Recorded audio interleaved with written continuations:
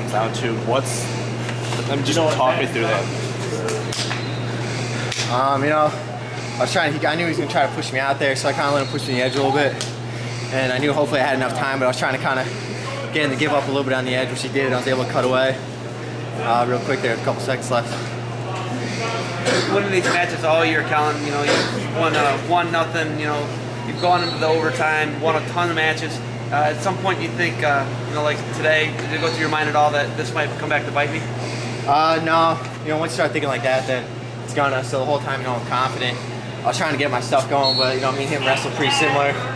So he was kind of ready for what I was going to do, and I was ready for what he was going to do. So it was kind of, we each got a couple of half shots in there, but we weren't really able to get a good shot. So I was just, trying to wrestle smart and give myself an opportunity to score. You feel your conditioning was a factor. Obviously, when you get into those overtimes, one little thing might make a big difference. Yeah, I definitely felt, I felt better in the overtime than I did in the first period.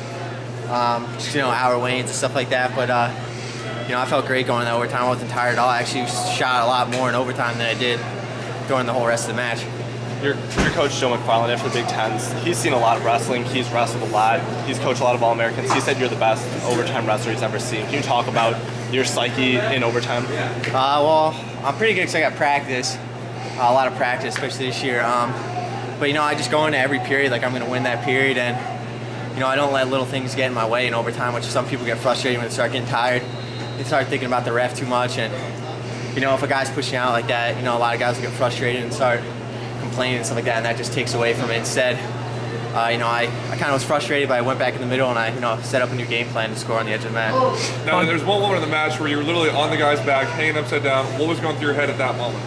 I knew if I got my body or my legs locked around his body, I knew he wasn't going to take me down.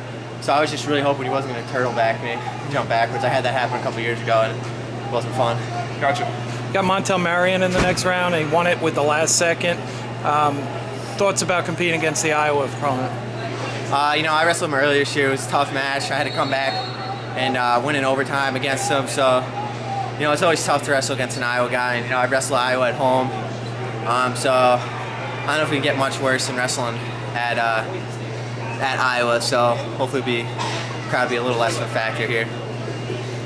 Knowing that you're going to have a Big Ten guy either way, how did that factor into your psyche? I knew going into the tournament I was probably going to have to wrestle a couple Big Ten guys. So, it doesn't really bother me too much. I was wrestled 2 weeks ago at the Big Ten, so, it's just like every other Big Ten match I'm trying to go into.